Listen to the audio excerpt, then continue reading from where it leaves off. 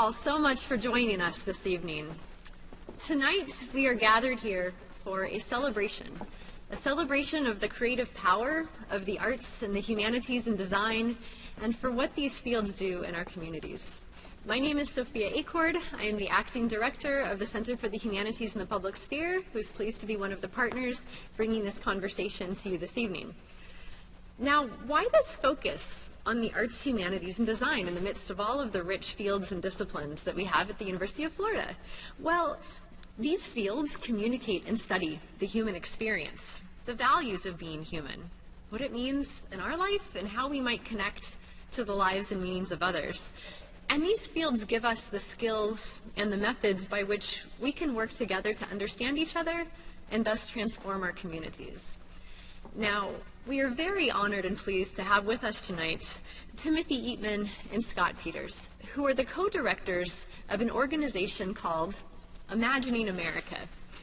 Imagining America is a consortium of over 200 universities and colleges who have come together to say, we as universities need not only be concerned with the good life of our students, we should also be concerned with the good life of our communities. And we should think about how our faculty, staff, and students can join together with all of the rich scholarship and knowledge in our communities to together have conversations about building a better democracy. So you here are part of kind of a conversation that's being incubated this evening. It's something happening at the national level, and it's something happening at the level of the University of Florida, where we've been a member of Imagining America since 2009. We're very pleased to have Tim and Scott with us because we've been meeting with different disciplines and areas and deans and colleges to talk about how we as a university can support conversations and scholarship and teaching that intersects with our communities and does not stay solely in our classrooms. This is a conversation that will be continued in the spring through a speaker series called Imagining Florida, and I hope you all got a brochure about that and that you'll join us in the spring. Now, before I introduce, or I turn over to my colleagues to introduce our speakers this evening, I have a few people to thank to make the talk possible. Certainly, What is the Good Life? The colleges of Liberal Arts and Sciences, Design, Construction, and Planning, and College of the Arts, as well as UF IFAS Extension. I'd like to send a special thank you to the Humanities Center team, Dr. Jordy Cox, Tim Blanton, Sarah Harms, and the Class Shared Services, as well as Andy Wolpert, and all the good team at the University Auditorium making today's talk possible. And really, I invite all of you here in this room to join us for this conversation about how we as Gators are not just members of a Gator Nation at the university, but a Gator Nation in our larger communities. So please see the information on your programs about more ways to join this conversation at UF. So I'd like to now cede the floor for some welcome remarks from my colleague, Dean Dave Richardson in the College of Liberal Arts and Sciences. Thank you.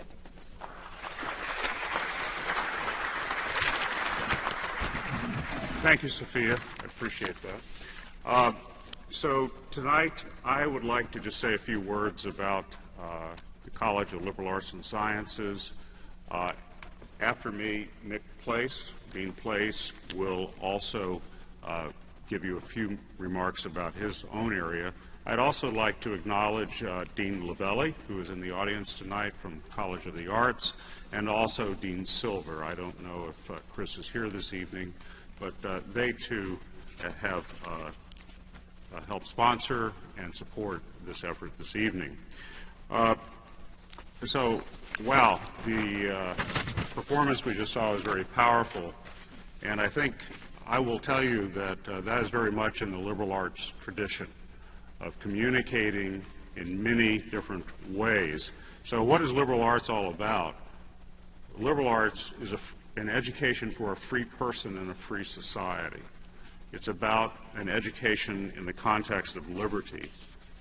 What does liberty allow you to do as a scholar, as a student? Well, for example, it allows you to write an article that corrects a faulty historical analogy used by a political candidate. It allows you to apply unbiased science to explain a national disaster rather than just simply having to accept someone else's explanation. And as we saw this evening, it's using art and theater to report the true cause in powerful ways that illuminate the often harsh realities that face millions of people every day. So the liberal arts lesson is clear. All of us must contribute to the public conversation and through our actions teach our students the value of reason in communicating with clarity to the community, the nation, and the world. Finally, I'd like to just mention, if I could, one goal of the 7 goals that President Fox has set for the University of Florida. I would like to emphasize that these goals were drafted by a task force made up of members from across the community, and in fact, this group spent many hours communicating and consulting with stakeholders across the university and outside of the university. So Goal 5 of the 7 goals states that UF will have a strengthened public engagement of the university's programs with local, national, and international communities. In essence, the subject of tonight's program begins a conversation about how those of us in the arts and the humanities and design can begin to shape the strategies that will help us achieve the mission embodied in this goal. I look forward to our time together this evening. I look forward to the program, and at this time I'm pleased to introduce Nick Price. Nick? Thank you. Thank you, Dean Richardson. As he mentioned, I'm Nick Place. I'm Dean for University of Florida IFAS Extension. So what that is our job in Extension is to really take the land-grant university to the people around our great state of Florida. We have offices in all 67 counties. In fact, a number of our counties, we have multiple offices, and we have them out in places where we can really connect with people that are really dealing with big issues such as food systems, the environment, water, families, communities, youth development, all of those kind of things. We've been doing extension work here at the University of Florida since about 1915. So over 100 years we've been doing extension work here at the University of Florida. Right now, in the last couple of years, we've really thought about how do we really expand and broaden what we do in extension to go beyond just traditional kind of work that we do, particularly in agriculture and the environment, to really connect with more of the University of Florida. And I'm so encouraged by the conversations I've had with the other deans here on campus about ways that we can connect with the arts and the humanities, liberal arts, design, construction, and planning, business, and engineering and health sciences, about a way that we can get the latest research and knowledge out to people and really help them adapt that to issues and problems that they are facing. So the conversation we're going to have tonight is very apropos to that, about how we as your land-grant university can better engage with people around the state. So with that, we're very pleased to be one of the sponsors of this talk, and I look forward, to Timothy, to you and Scott, and what you have to say this evening. Thank you very much.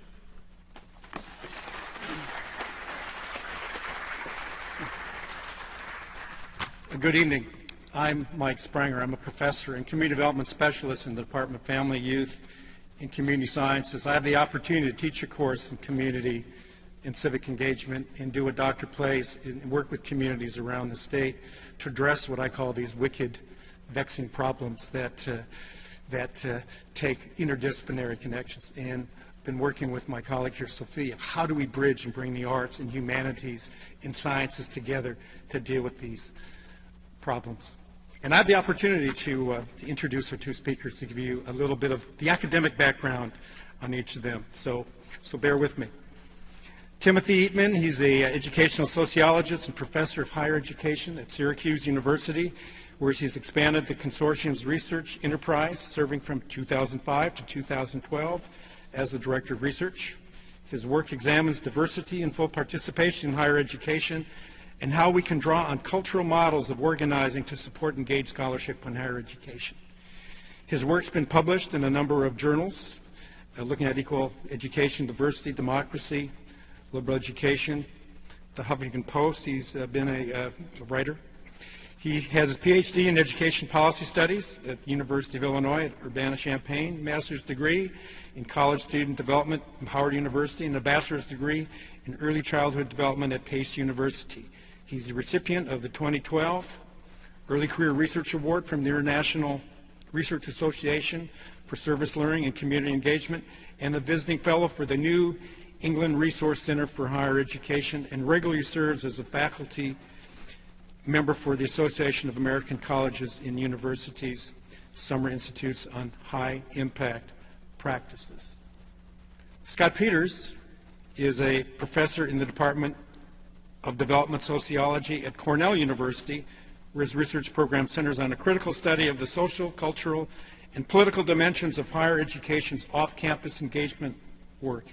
His most recent book, Democracy in Higher Education, Traditions and Stories of Civic Engagement, elaborates on the higher education's positive roles in and for a democratic society.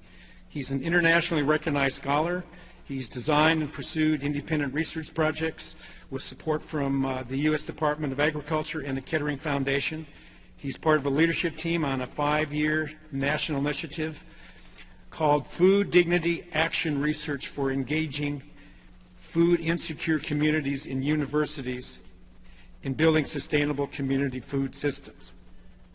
He holds a master's degree in public affairs and a PhD in education policy and administration from the University of Minnesota, and a bachelor's degree in education from the University of Illinois at Urbana-Champaign. So individually and together, Tim and Scott have asked all of us to consider what's the noblest calling of education. It's to work in our world. At the end of their talk this evening, we hope that it will stimulate some questions, and that we encourage you to use the 2 microphones here to engage them in conversation, maybe to challenge them in what they have to say as we lead you through this discussion on the work of imagining. So again, thank you all for coming tonight, and look forward to a great discussion.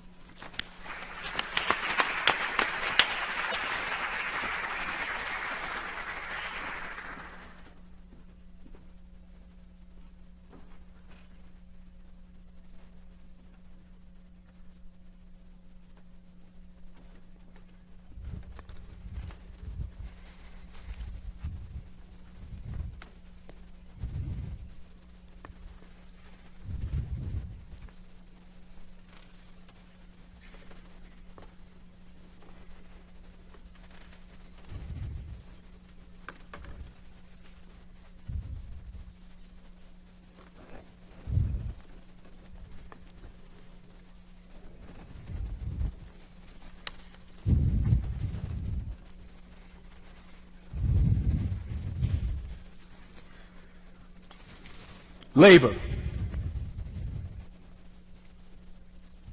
Out of labor came villages and the towns that grew cities. Labor. Out of labor came the rowboats and the sailboats and the steamboats. Came the wagons and the couches, covered wagons, stage coaches. Out of labor came the factories, came the foundries, came the railroads. Came the marts and markets, shops and stores. Came the mighty products, molded, manufactured, sold in shops, piled in warehouses, shipped the wide world over. Out of labor, white hands and black hands, came the dream, the strength, the will, and the way to build America. Now, it's me here. And you there. Now it's Manhattan, Chicago, Seattle, New Orleans. Boston, and El Paso. Now it's the USA. We wanted to begin with this work from Langston Hughes' poem, Freedom's Plow, because the theme of work and labor fittingly sets us up for a conversation about the work of imagining. But as we begin, we want to acknowledge that tremendous performance, Gator Tales,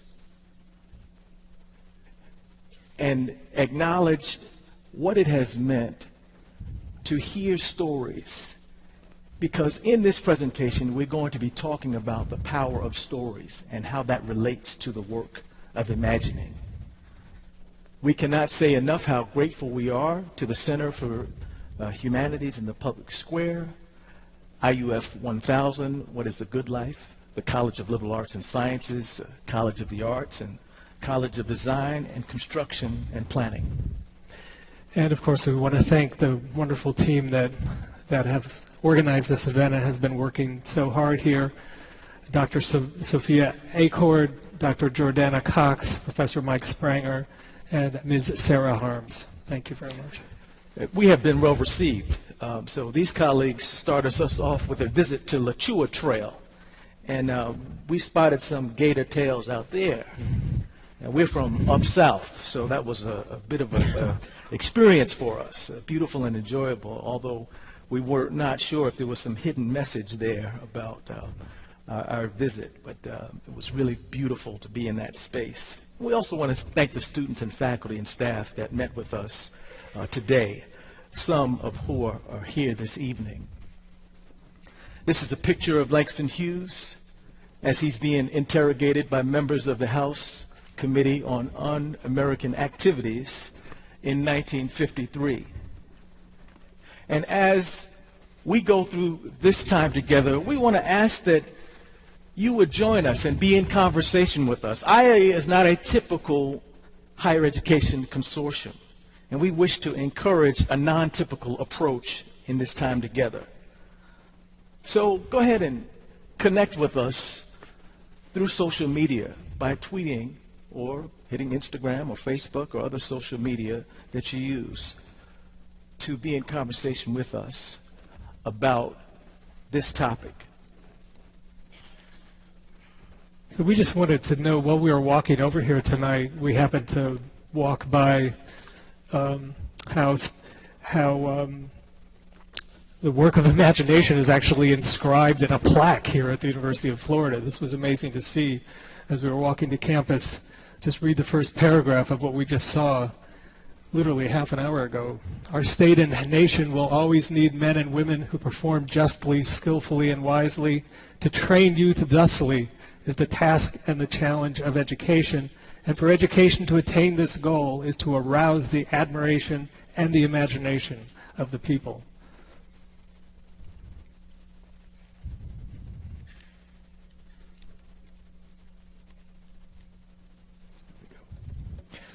So we want to just say at the beginning, before we illustrate this the best way we can, which is through stories, that there is a punchline to the message that we want to offer tonight and that we want to invite some reflection and conversation about.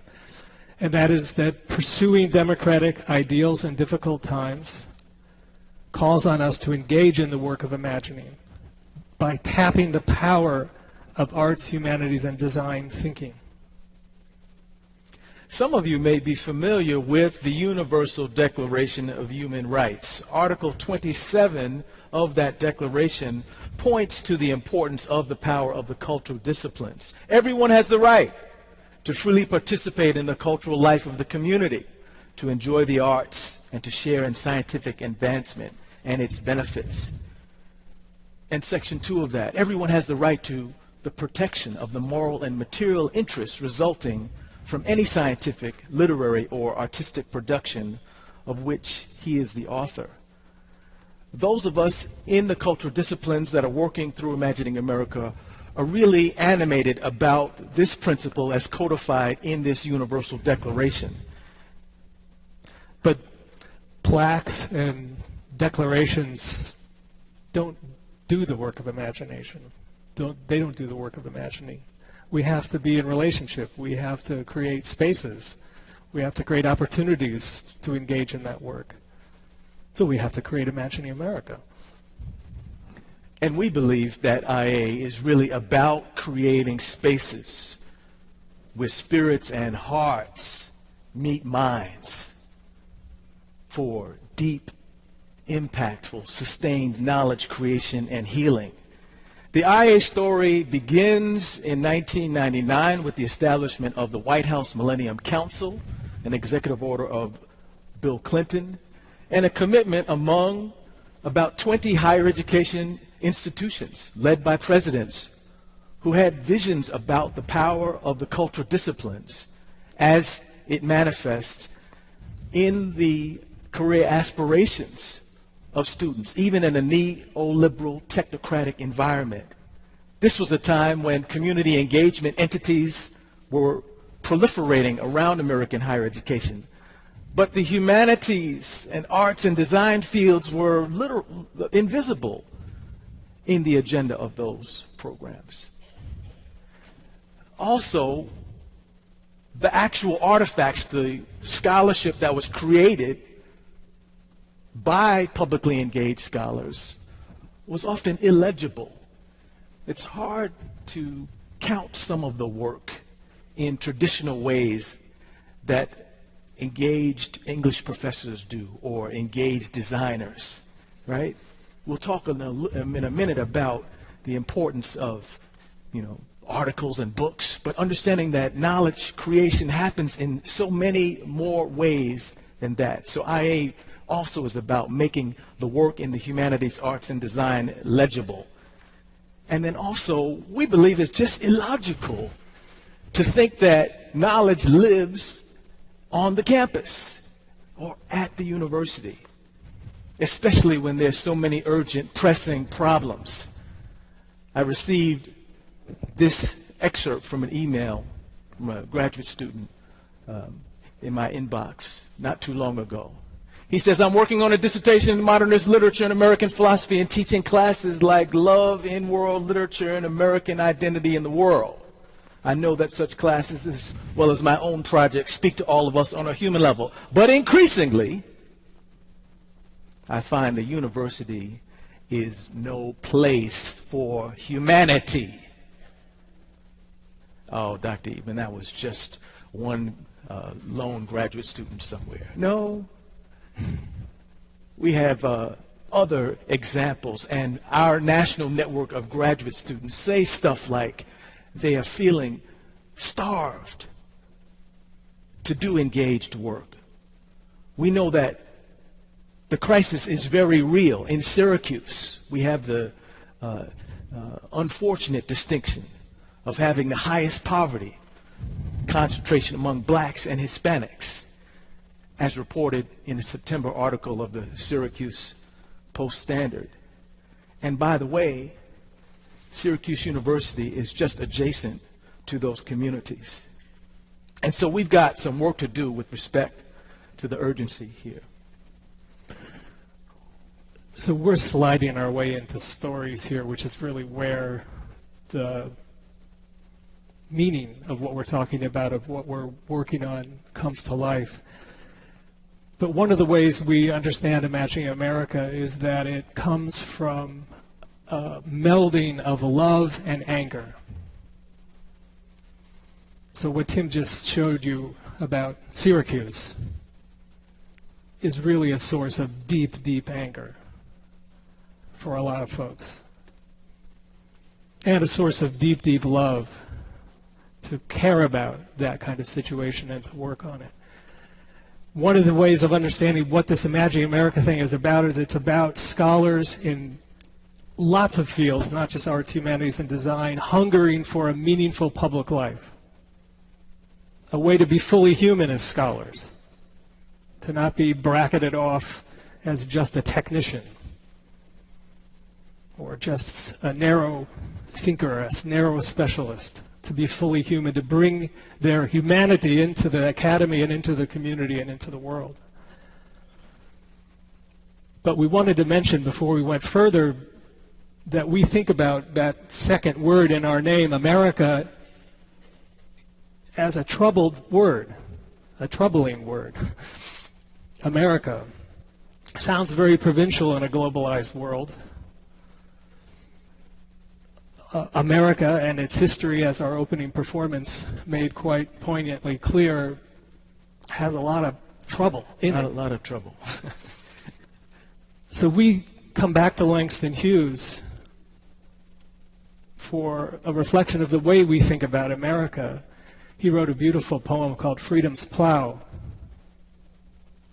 And in that poem he said, America is a dream. The poet said it was promises. The people say it is promises. That will come true. So that captures the way we think about America. A promise, a dream that will come true. That's a prophetic statement.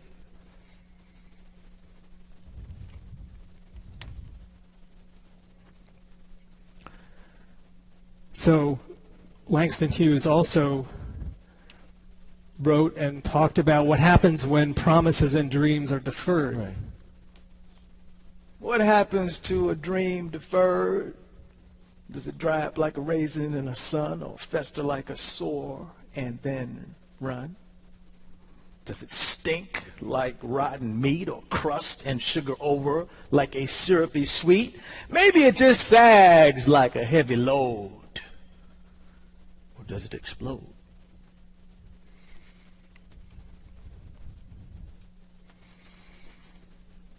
So there's very powerful things we're holding in tension as we engage this work, as you engage this work in your place. And we've come to think about imagination and the work of imagining, as I mentioned a minute ago, in a prophetic sense. That sounds very grandiose. But a prophetic imagination is an imagination that combines criticism, a critical view of the world as it is. Again, we heard this in the opening presentation, in those stories. It combines that with an energizing vision of the world as it could be. And this is what engaged scholars in the Imagining America Network across the country and across the world actually are combining when they're at their best, that tension between love and anger, the work of criticism and the work of energizing, visionary future possibilities. And you have to know that there is some serious scholarship that is being developed in this area around engaged work. And we won't detail it here, nor will I talk you through this conceptual map. But we just want to let you know that there is some rigorous conceptual work going on about publicly engaged scholarship and the key elements of such. We believe that it urges a continuum of scholarship paradigm so that knowledge is expansive. We can have our bench chemist that does the critical work needed in that area, but also the engaged chemist who takes her students in the community to collect lead paint samples and analyze the chemistry of those samples, but works collaboratively with planners who can develop educational modules to ameliorate that. A continuum of scholarship paradigm is important, and it reminds us that publicly engaged scholarship needs to hinge on clear and adaptable definitions. Imagining America has a definition of engaged scholarship, which I won't read now. But it is a key element of engaged scholarship, a definition, public good impact, equitable and well-articulated criteria like the promotion and tenure policies that are developed. Some of our work has been in the area of how to codify the work of engaged scholarship in promotion and tenure. Publicly engaged scholarship depends on democratic practice. And we recognize that it's so critical for us to understand that the hierarchy of knowledge creation that we often engage at the institution deserves to be troubled in the 21st century for something that is different, that makes us think about the porous nature among research, teaching, and service, and among basic and applied research. So the key elements of engaged scholarship are critical. So we've been talking about story, and I have to acknowledge, although I'm a historian and I work with narrative, and it's become a sophisticated academic enterprise to do narrative inquiry and analysis, talking about stories in an academic setting sounds a little trivial. We're about science, engineering, technology, innovation. What are we talking about stories for? What good are stories? So there have been some really wise people that have been reminding us about what's important about stories. One of them is an African novelist named Ben Okri, who has this wonderful book with a wonderful title, A Way of Being Free. And here's one of the things that he says in this book about stories, which really speaks to us in Imagining America's work. And I feel it in the spirit here over the day here today. In a fractured age, Ben Okri writes, when cynicism is God, here is a possible heresy. We live by stories. We also live in them. One way or another, we are living the stories planted in us early or along the way, or we are also living the stories we planted, knowingly and unknowingly, in ourselves. We live stories that either give our lives meaning or negate it with meaninglessness. If we change the stories we live by, Ben Okri tells us boldly, with a prophetic imagination spirit, if we change the stories we live by, quite possibly we change our lives. And I also want to say we change our institutions. And here I have to tell a personal story that I moved. I have to tell it. We combine this anger and love. So my colleague and brother here, Dr. Tim Eatman, just got a standing ovation for a talk he gave at Penn State University a couple of weeks ago. In the same building that I got a standing ovation for a talk I gave back in 1999, the only one I've ever gotten, because I was as angry as hell.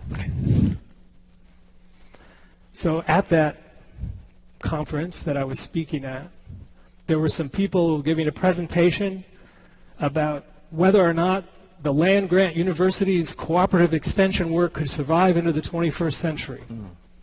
Cooperative extension. Penn State, a place you know well. And they were unsure about it. They were tough, and their presentation was making it clear that this was a very uncertain proposition.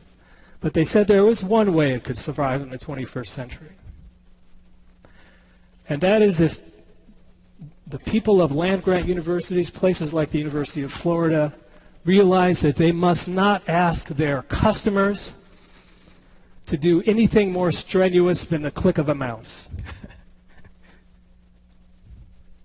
And I have never been more angry in my professional life than I was when I heard them say that.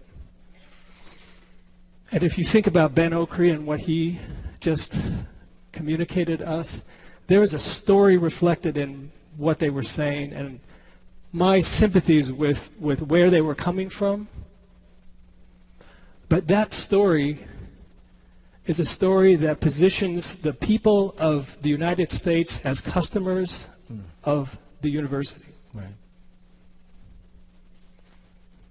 I don't know about you, but I don't know how many of us are really finding meaning in our lives about being a really good customer or a really good client of that expert service. I don't want to demean and trivialize the ways in which that is powerful and important, but there's a whole other story that offers a whole other layer and level of meaning. And it's one that I had grounded myself in. So when I heard them say this, I felt so angry at the way in which it dismissed this other story. This other story is invisible and illegible and illogical. in the culture that we have developed that has bracketed out our humanity from our work as scholars, and I include those of you who are students in that work, because you are doing the work of a scholar as a student. That's the fundamental meaning of scholar. And so I got this little picture up here of this woman named Ruby Green Smith, who grew up on a farm in Indiana. She happened in the 1890s to be one of the first students to attend Stanford University. She ended up marrying the man who became the dean of the College of Engineering at Cornell, which is how she ended up at the institution I'm at. She got a PhD. She was elected to the American Academy of Sciences. She spent 30 years of her life directing the home demonstration work for the state of New York. And she wrote the history of Cornell Cooperative Extension. And she gave it the lovely title, The People's Colleges.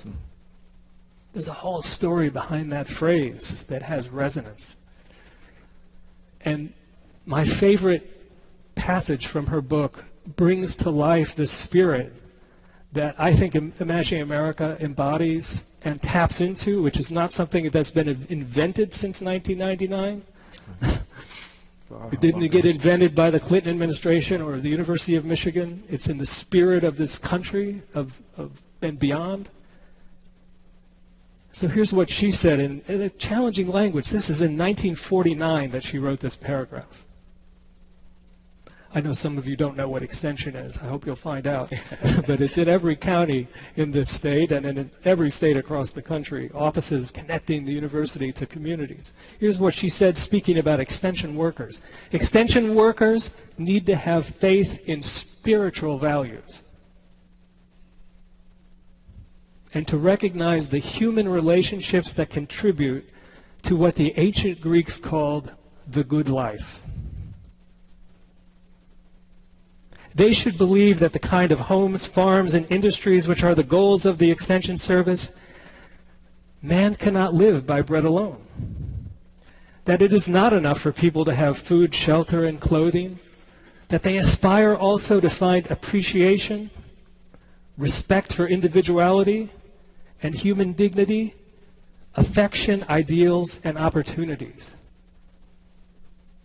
These are the satisfactions that belong to democratic living. She's speaking out of a story that has rich, deep meaning. That gives us a whole different story that I can understand about what story I'm a part of and we're a part of. These stories proliferate throughout the Imagining America Consortium. And we've been really animated about some work that's going on in Staten Island area. Got a minute video clip that we'd like you to see. It was one of the things Eric Garner said when he was confronted by the NYPD before being put in a... Remember Eric Garner with an emotional theatrical performance. Shannon Ferry has that story. It was one of the things Eric Garner said when he was confronted by the NYPD before being put in a chokehold that led to his death 1 year ago.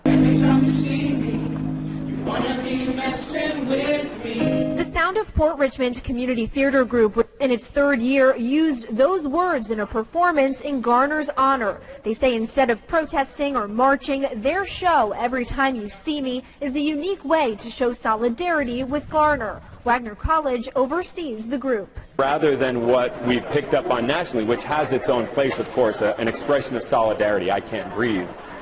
But every time you see me, ... invites people into a conversation. The free production held at the St. George Ferry Terminal's Culture Lounge touches on issues ranging from violence to race relations. Using their own personal stories and raw emotions, community members scripted the entire show themselves, focusing on Garner's death. Not burning down stores, we're not yelling and screaming, but this is something from inside where we can get people to come out and see how we feel and they can join in. While organizers say they always plan to dedicate this year's performance to Eric Garner, hosting the show on the anniversary of his death was a complete coincidence. An incredible coincidence, but also a responsibility that we now had to this man's life and his story. Coordinators say it won't be the last time they share his story. They're currently seeking new local venues to perform in. In St. George, Shannon Ferry, New York 1. We have seen the power of story manifest in a number of ways. Caitlin Hardy, Danielle Priest, and Afua Boheni are dedicated students, undergraduate and graduate students, who are using their stories to develop robust work in their campus context through a series called The New Activists that Imagining America developed in connection with the White House Project. We have 3 of their stories in 3 minutes.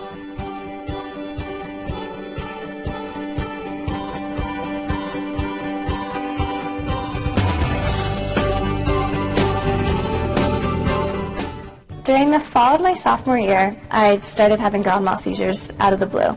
I was so gung-ho about being like this perfect student athlete, who does everything and is super involved, and I felt like my identity was stripped down to nothing. I kind of realized that I had to be the one to step up and say okay, I have seizures, I have to deal with all the side effects from the medication. And once I started to stand up for that, other people started to do that too. FACES stands for Facts, Advocacy, and Control of Epileptic Seizures, and our mission now is to change the face of epilepsy. When I lived in Nepal, I was really, I just received a lot of kindness and generosity from the people that I interacted with, teaching me the language, showing me around, cooking for me. And so when this Nepali population started coming to my hometown, it was really exciting for me to have an opportunity to sort of be on the other side of that a little bit. I was hired by FoodLink, and we sort of got the ball rolling, so it's grown a lot in the past 2 years. Women teach you the stories of other women so that you know who's come before you. The mission of the Image Initiative really, at our core, is empowerment. If your parents have not gone to school, you don't know what you need to do, right? And so it's we're finding the people that fill in those gaps and say, that's okay. Maybe your parents don't know, but we know. And we'll take the responsibility to do that. And that's what a lot of the women in the organization do. And so I think a sense of identity, what it means, where you come from, is important for them to understand. A couple months ago, a parent of a young boy with epilepsy that we work with pretty closely in our mentorship program came up to me, and she was just like, you helped my son. FACES is kind of a two-way street, because not only do I get to be doing things for other people, but this has helped me in ways that I couldn't even have imagined. There's a man who's been involved with the garden since the first summer, so I thought that he was planning to move further away. And he said, no, I want to move closer to the garden. I would, like the whole area around the garden to be Nepali houses so that we could take care of it, and that, this could be our spot. We had our major youth conference, which is called Sisters Empowering Sisters. Several of the young women came up, and they said they wanted to come to the front, and they had written a letter to the entire, the board, thanking us for believing in them, for seeing their worth of who they are, for doing, people don't do things for them, so for doing this for them. And I don't think I got it until that moment.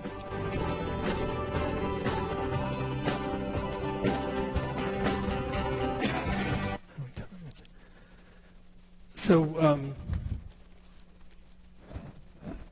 in each of these stories, we see really bold, really bold work of imagining. There's we don't have enough time to really lay these out, and we're conscious of the time now and wanting to open things up for a conversation, but that every time you see me performance in the Port Richmond community of Staten Island, it was actually in the cultural lounge of the Staten Island Ferry, which is a really amazing thing, an unexpected thing to find there. This came out of a story of the Wagner College, which has a visionary president, Richard Gerasi, who's a very important person in Imagining America, wanting to deepen their relationship with the neighborhood, which was transforming in many ways demographically, and finding that they were having a difficult time breaking through some of the mistrust and the anger and the barriers between the surrounding community and the campus. And he basically, if I'm remembering the story right, was saying, imagining America, there's something about the arts. Maybe there's something in the arts that will help us here. Let's try that. Because we're not quite connecting the way we want to connect. So they had the fortune of being able to hire our associate director, Kevin Bott, to come in and work with them, who's enormously talented. And he worked magic. And it wasn't just his magic. He has a lot of magic, but it wasn't just his magic. But what they ended up doing and producing is stunning in terms of the level of real connection and communication. And it was through the ability and the techniques of helping people to tell their stories of what it's like to live in the Port Richmond community, what it's like to see Wagner up on the hill. It's up on a hill.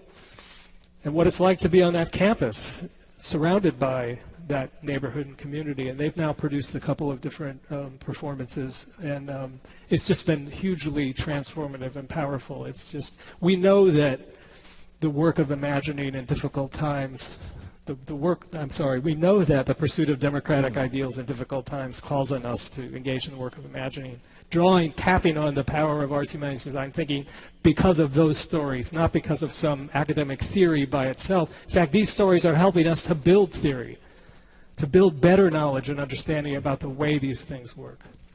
And if we had time, we would talk about how some of those stories manifested in the context of our most recent conference in Baltimore, but we will not. We'll invite you to come meet us in Milwaukee for the next Imagining America conference. We do want to point to the fact that this work has brought us into fellowship with amazing partners at the federal level, a conference at the White House called For Democracy's Future, collaboration with national organizations like the Association for American Colleges and Universities, and a book project that Scott and I have chapters in, and also many of the colleagues within the Imagining America network. And also a very interesting project that looks at citizen alums, doers, not just donors, right? When you graduate, you're going to get a notice from the development office here, right? And that's one of the identities of alumni, right? And sports is another. Y'all like sports down here, don't you? Yeah. But the idea of connecting alumni back into the civic framework of the institution is another project that is developed in this work, and it pivots on the power of story. So we want to go back to the power of story. One of my favorite passages, sort of awkwardly misquoted it earlier, by a philosopher, Alistair McIntyre. I can only answer the question, what am I to do, if I can answer the prior question of what story or stories do I find myself a part.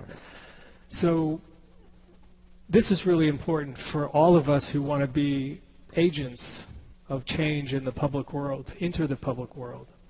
And there's a framework that we've been using that we want to talk about that has three different elements to it. And the first element is what's called the story of self. Who are we? What really drives us? What's our story? What's each of our story? You know, when somebody asks me that, these days I have to show them a picture. That's what I show them a picture of. Those are my parents. That's their wedding photo with my father all dressed up in his World War II Army Air Corps uniform. They grew up on farms in Illinois during the Depression.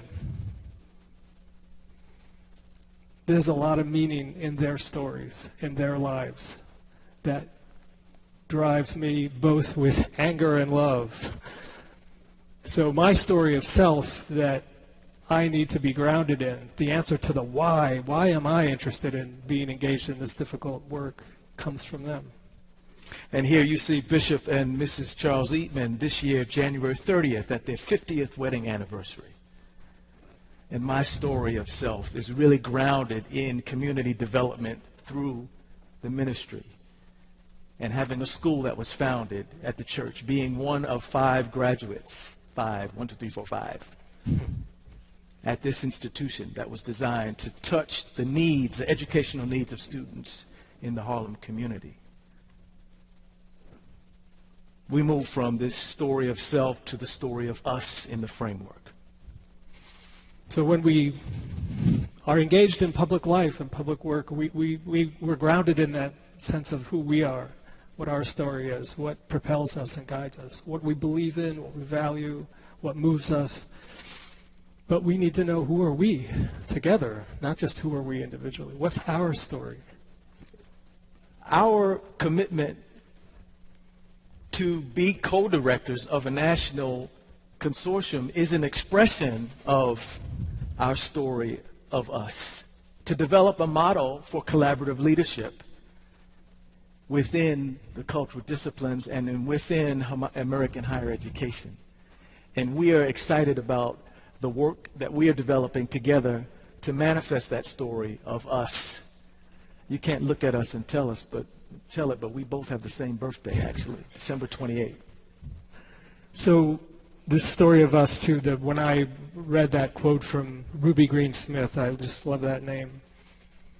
She's telling me something about a story of us, I'm at Cornell University, we're here at the University of Florida, both of these are land grants.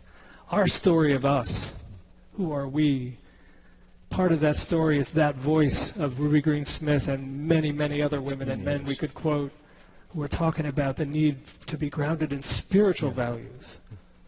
The pursuit not just of the bread of life, but dignity and opportunity, the satisfactions of democratic living, the pursuit of those satisfactions, the work of pursuing those satisfactions is a part of the story of us. But the third story is a story of now. What's happening in the world that we are compelled urgently to address and to engage in? Anything happening now in Florida? You can't answer that question unless you answer the story of self and story of us. Who am I? Who are we?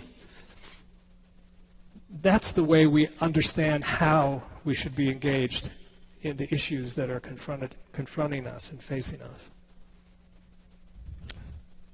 It has been our great delight to spend time with you, sharing these ideas.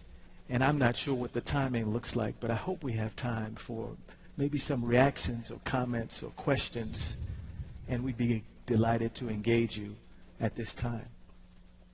Thank you very much.